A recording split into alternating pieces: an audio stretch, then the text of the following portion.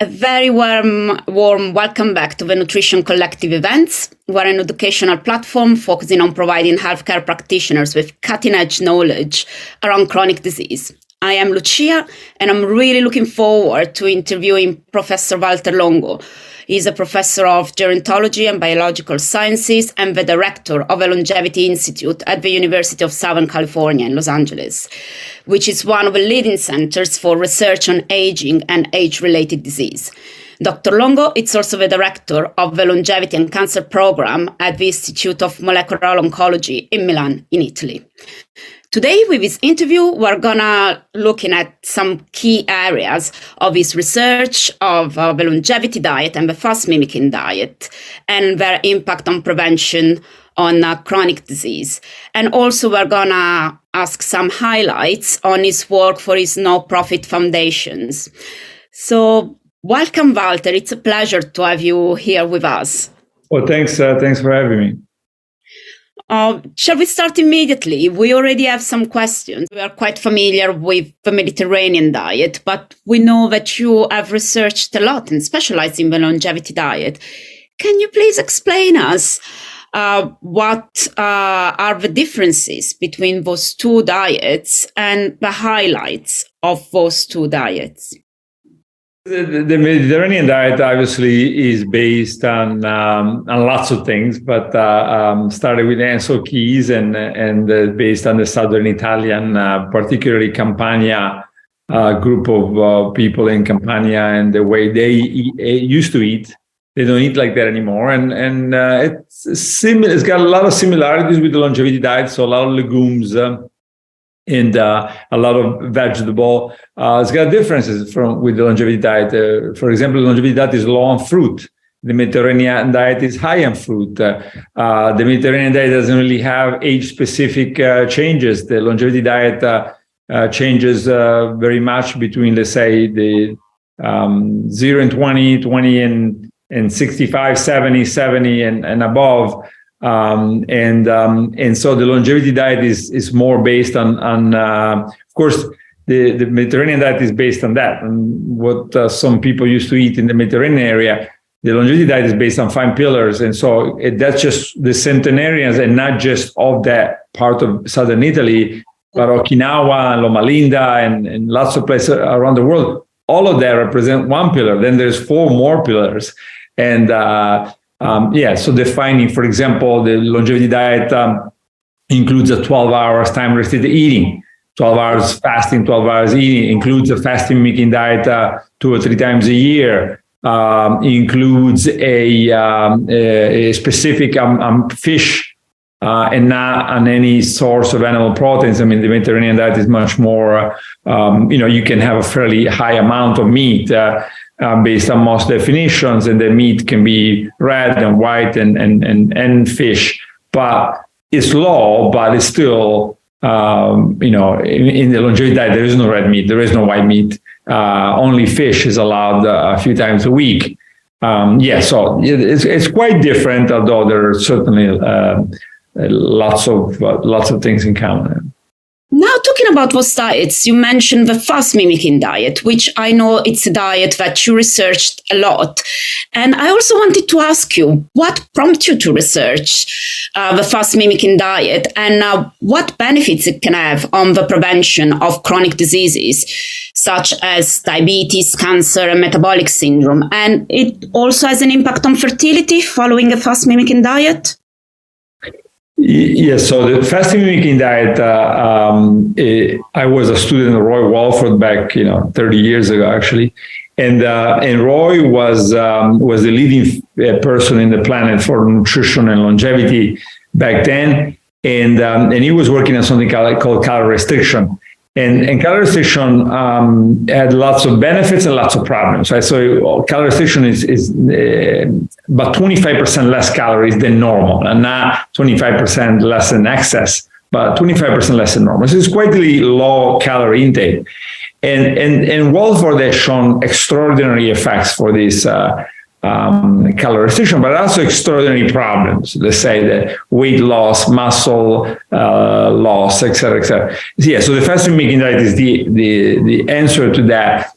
And so the question was, is it possible that we can intervene and fast people, mice first, and then people for just say 5 days every month or so, and that will have an effect carrying over into the days where you may even have a bad Western diet. And so that was the gamble. And first it was water-only fasting, then it became fasting mimicking, why we started doing trials with cancer patients. And the cancer patient at USC Norris Cancer Center did not want to do water-only fasting.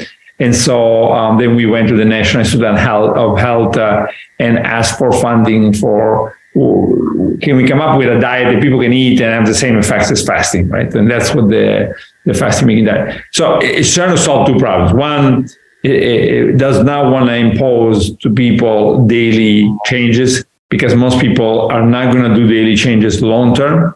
It doesn't mean that we don't try. Of course, the longevity diet tries very hard, but so it tries to eliminate that, and then it tries to eliminate the fasting part, even in those 5 days, so that people can, have a reasonable amount of food and yet get the benefits of fasting.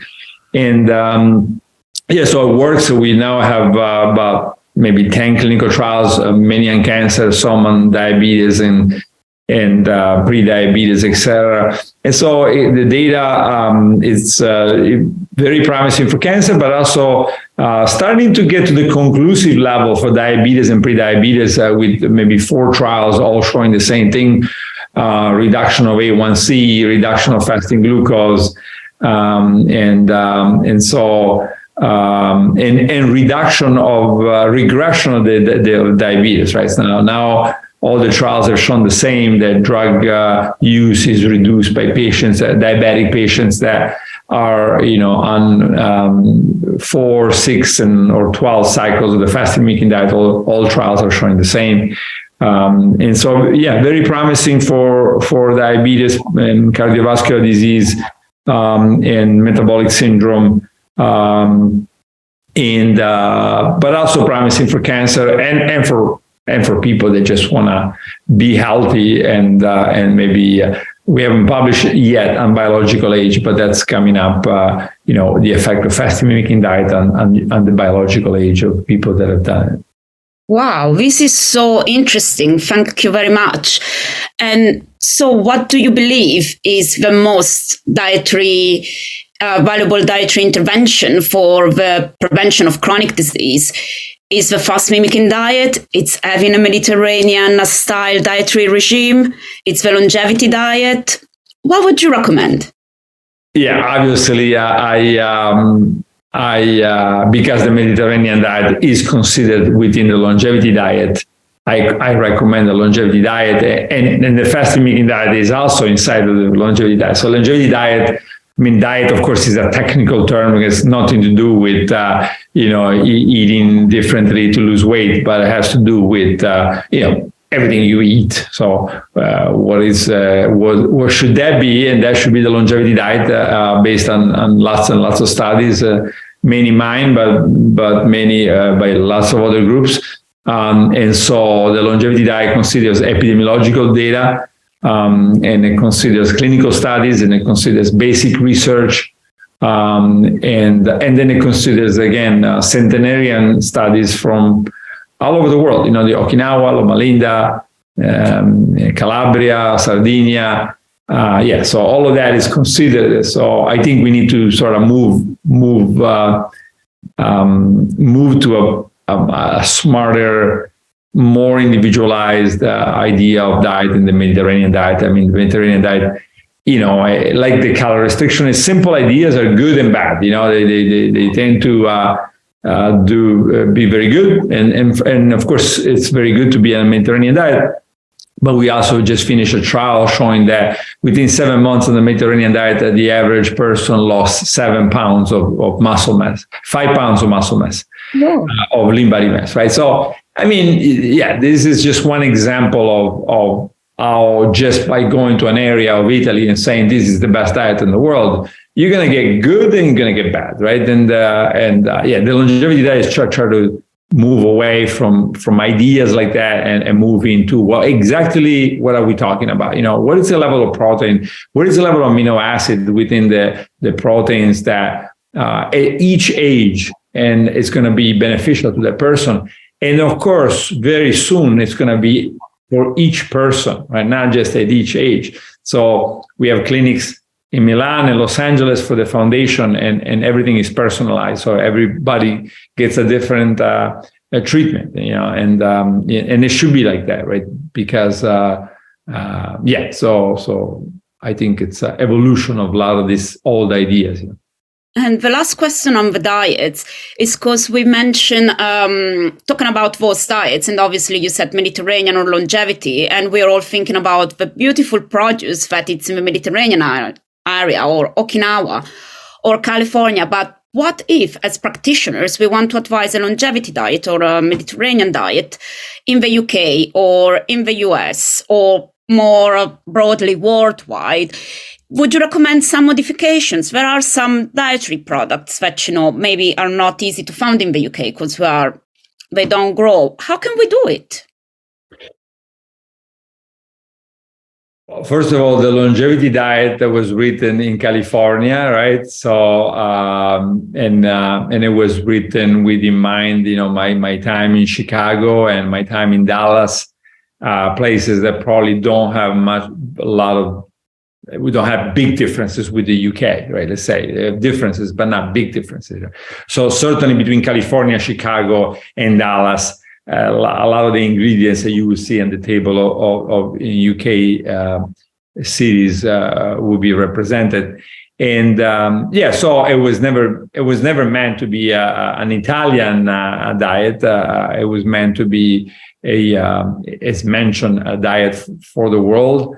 And that's why it takes from Loma Linda, it takes from Okinawa, Loma Linda, California, it takes from Okinawa, it takes from Italy, it takes from everywhere that we could get information from, including epidemiological studies, many of which were done in the UK.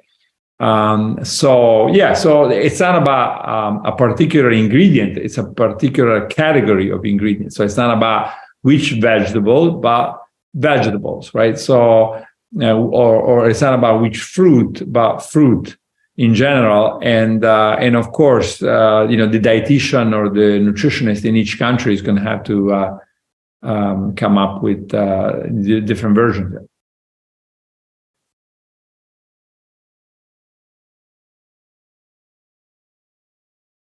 Thank you very much, Valter. And now, since you mentioned before about your foundations in Milan and California, I know that in Milan it's the Valter Longo Foundation, and in the US you have Create Cures. Would you tell us a bit more about why you decided to found them, and what are the main activities of these no-profit foundations? Yes, so I founded them based on what I wrote in the book, which is I didn't think that in the universities we yet have this multidisciplinary team that involves a nutritionist, a molecular biologist, a physician. And I thought that in part or a lot because I was doing that, right? I was forming teams, let's say with the oncologists, with the cardiologists, with the endocrinologists. As we move, we have many, I think we have about 30 clinical trials running right now. And so with every trial, we form this team. And so I have the dietitians or the PhD nutritionist, I'm involved. And then we have the physician, we have maybe the physician that are expert in nutrition. Then we have the physician that is specialized. And as we move forward in the clinical trial, we see how powerful that is. Like when we're together, it's just a completely different service. And I thought that's amazing that we don't have that, right? That we can build it for the clinical trial, but nobody gets to have that team strategizing, right? So what do you do and why? So that's what the foundation clinics do. And now they see about 400 patients a month between Los Angeles and Milan. And maybe half of it is cancer, and the other half is lots of other things.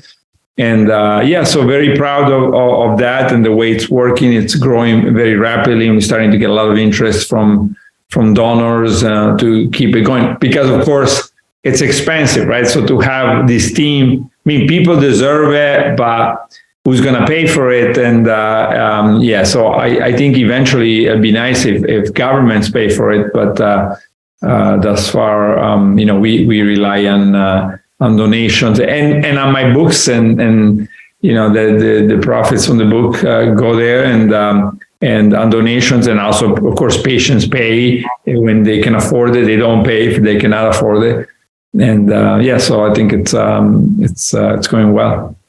Yeah, and you mentioned books, and I know that now it's just been translated in English, the Longevity Diet's book, and it's been recently launched in the UK.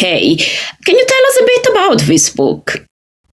Well, no, the Longevity Diet has actually been in the UK since 2018, and in the US since 2018. Yeah, so it's been around, and has sold a lot of copies. Hopefully it'll sell some more, and 100% of my part goes to the foundations, and hopefully soon enough we'll have a foundation in London, clinic in London. We just opened in Rome, so I have Milan, Rome, and Los Angeles, and so it'd be great. So if anybody's interested in helping us build it, we would love to have one in London. But the Longevity Diet it's really about 30 years of work, of my work and the work of many, many people that I had the pleasure to working with and collaborating with.